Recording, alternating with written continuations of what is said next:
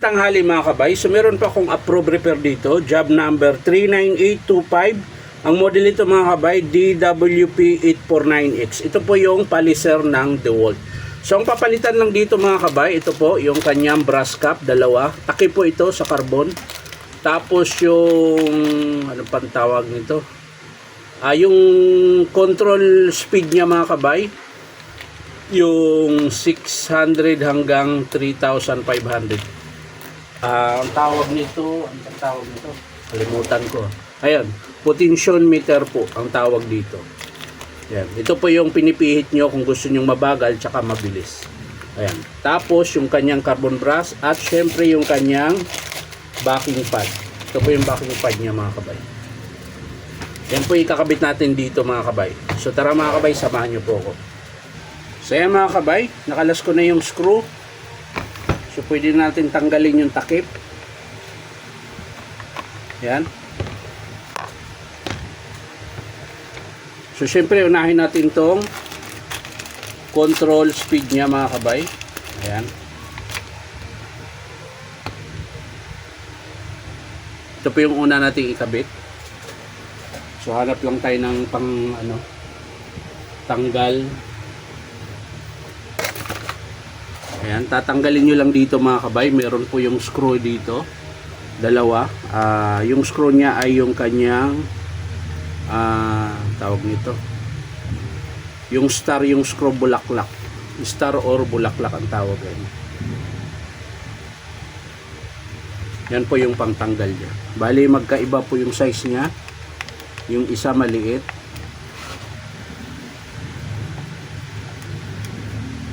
yan. So pag nakalas nyo na mga kabay, hugutin nyo lang ito. Ayan, meron siyang maliit dito na terminal. Ito, hugutin nyo lang, hilain nyo lang.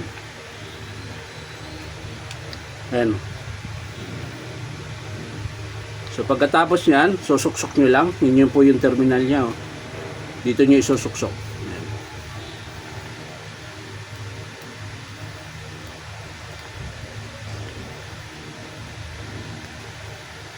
Ayan.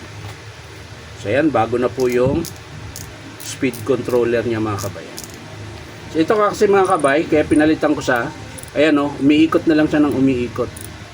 Tapos iba na po yung andar niya, hindi na pantay. Kaya ko po siya pinalitan. So tabi natin yan, balik ulit natin itong screw. Ayan.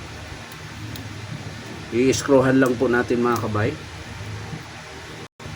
Ayan na mga kabay, i-screwhan na po natin.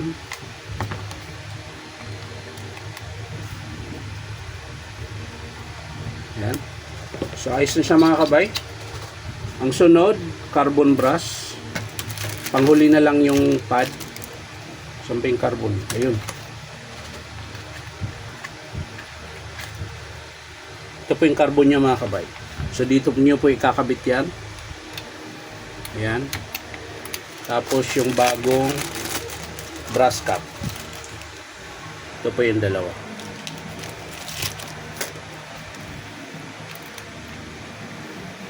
So ito yung tenga mga kabay, importante ito, kailangan papasok yan sa dyan sa kanyang brush holder. Ayan. Huwag nyo po siyang ibubuka. Ito, yung iba kasi tinatanggal to. Importante ito mga kabay dahil guide po yan sa spring. Ayan o, nakaganyan po yan pag dinidiin nyo siya. Ayan. So yan, kabit na natin. Yung iba kasi mga kabay, pinuputol dahil mahirap daw ipasok. Ayan. Importante po yan na maipasok nyo po.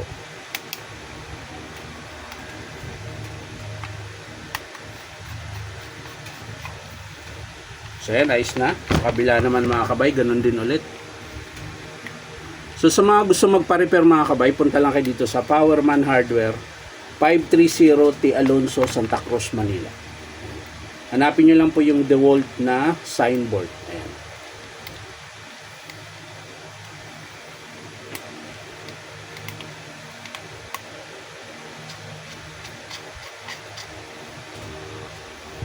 So ayan mga kabay, tapos na. Naikabit na natin.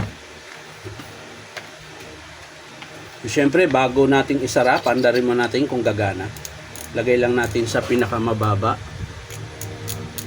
Ayan, 600. So yan mga kabay, titesting lang natin.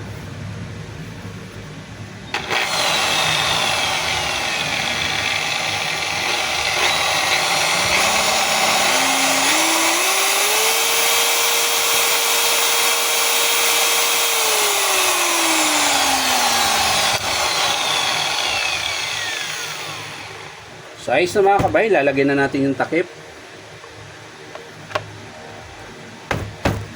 Yan, tapos i-screwhan po natin. So yan mga kabay, naigpitan na natin. So ang last na ikabit natin itong kanyang backing pad. Ayan. So ito mga kabay, kaya pinalitan ko siya dahil wala na po yung gilid niya, tsaka basag. Ayan.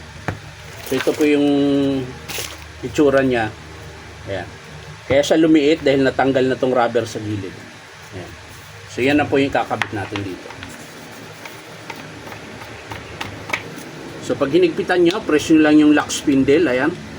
Tapos ikot. Ayan. So mahigpit na po yan. Testing natin ulit.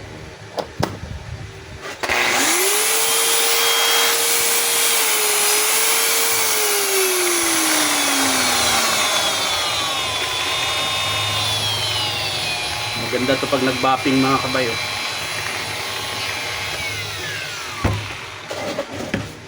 So yan lang mga kabay, maraming salamat sa panonood at palike and share na rin po. At syempre po baka pwede makahingi sa inyo isang subscribe dito po sa aking YouTube account na Inom Tabay. So maraming salamat. Ito pala yung pinalitan, yung control speed, 2 brass cap at isang backing pad. So yan lang mga kabay, bye bye.